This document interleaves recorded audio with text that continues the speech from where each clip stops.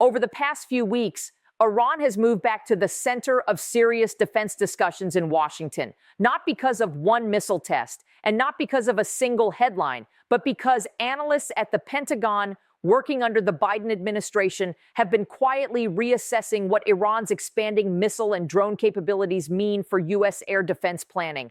I'm Emily Carter, a U.S. political and global affairs analyst, breaking down how power moves beyond the headlines. At issue here is not whether the United States can defend itself.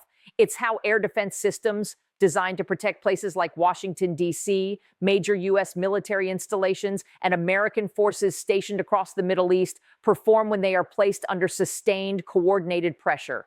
To understand why this matters, you have to look at how U.S. air defense was originally designed to function. Systems like Patriot, THAAD, and Aegis were built around a core assumption that threats would be limited, identifiable, and manageable in number. For decades, that assumption largely held. But according to defense analysts, Iran has spent years developing a very different approach. Instead of prioritizing a small number of highly precise weapons, Iran has focused on scale, diversity, and coordination. Ballistic missiles, cruise missiles, long-range drones, often launched together, sometimes from multiple directions, sometimes in waves. This distinction matters because air defense is not only about accuracy, it's about capacity. Each interceptor has a cost, each launch requires time, and each engagement draws down inventory. According to open-source military assessments and Pentagon briefings, the growing concern isn't that U.S. defenses can't intercept incoming threats. It's what happens when those systems are asked to intercept dozens of targets within a compressed time frame. That question has taken on new urgency, as recent conflicts in the Middle East have provided real-world examples of how advanced air defenses perform under sustained pressure. These conflicts aren't being studied as direct parallels. They're being studied as stress tests. They show how even highly capable systems can be stretched when attacks are layered, coordinated, and sustained over time. And this is where Iran's role becomes central to the discussion. Iran doesn't need to overwhelm the United States directly to influence strategic thinking in Washington. It only needs to demonstrate that the cost, complexity, and resource demands of defense are rising. That calculation affects everything, from force posture to alliance commitments to deterrence strategy. And once that calculation changes, defense doctrine has to evolve with it. That shift, not panic, not collapse, is what defense planners are paying attention to right now, and it sets the stage for what comes next. To understand why Iran's capabilities matter so much, you have to look beyond individual weapons and focus on strategy. Iran's approach to missiles and drones is not about winning a single engagement. It's about shaping the environment in which defenses have to operate. For years, Iran has invested in a large and diverse arsenal: short-range ballistic missiles, medium-range ballistic missiles, cruise missiles, and increasingly long-range unmanned aerial systems. Individually, none of these systems are revolutionary. What makes them significant is how they can be used together. Defense analysts point out that modern air defense systems are optimized for quality, not unlimited quantity.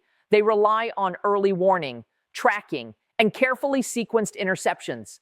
But when threats arrive from multiple directions, at different altitudes, and at different speeds, that process becomes more complex. This is often described as a saturation challenge, not because defenses stop working, but because they have to make choices. Which targets are prioritized, which are deferred, and how quickly interceptor stocks are consumed. This is one reason why recent Iranian missile and drone activity has been studied closely by planners at the Pentagon and by U.S. allies in the Middle East. The concern isn't about a surprise breakthrough. It's about cost, sustainability, and long-term balance. Interceptors are expensive. Launch platforms are not. That asymmetry matters because even a strong defense can become strained if it's forced to respond repeatedly over time. And once that strain becomes visible, it affects deterrence, not by showing weakness, but by changing calculations. That's the shift analysts are tracking. This discussion doesn't stop with the United States alone. U.S. air defense is deeply tied to alliances. American systems help protect forces and partners across the Middle East, including critical infrastructure, military bases, and population centers. That means any reassessment in Washington ripples outward. Allies begin asking how much protection is available, under what conditions, and for how long. Defense planners are careful here. They don't frame this as vulnerability. They frame it as resource management, how defenses are layered, how responsibilities are shared, and how deterrence is maintained without escalation. This is why you're seeing more emphasis on integration, linking radar systems, sharing early warning data, coordinating interception responsibilities. It's also why diplomacy and deterrence remain part of the equation. Missile defense alone is not a solution. It's one component of a broader strategy that includes signaling, alliances, and political pressure. So here's the question I want you to think about.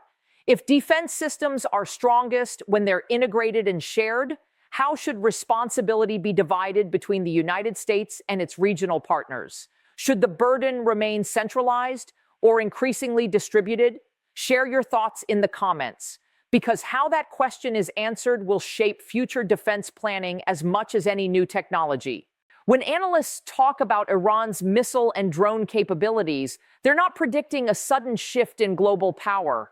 What they're describing is something slower and more consequential, a change in how defense planning works over time. Modern military strategy is no longer built around the idea that every threat can be stopped. Instead, it's built around risk management, deciding which assets are most critical, which locations receive priority coverage, and how long systems can sustain repeated pressure. That's the environment U.S. planners are operating in today. And Iran's role in that environment is less about dominance and more about persistence. Missiles and drones don't need to succeed every time to have an impact. They only need to force defenders to spend resources, adjust posture, and rethink assumptions. Over time, that changes budgeting decisions, deployment patterns, and alliance coordination. This is why discussions at the Pentagon are increasingly focused on sustainability, how interceptor stockpiles are managed, how quickly systems can be replenished, and how responsibilities are shared with allies. Because air defense doesn't exist in isolation. It's tied to diplomacy, deterrence, and political signaling. Strong defenses can reassure allies, but they can also raise expectations. If protection is assumed to be unlimited, miscalculations become more likely. That's why analysts stress the importance of clarity, clear signaling about capabilities, clear communication about limits, and realistic planning that avoids overpromising. This balance between reassurance and restraint is one of the hardest parts of modern defense strategy. And it's where Iran's capabilities create the most pressure, not by overwhelming defenses outright, but by forcing constant adjustment. That adjustment process is already happening, quietly, inside planning documents, inside budget debates, inside alliance meetings that never make headlines. And that's the larger story here, not crisis, not collapse, but evolution.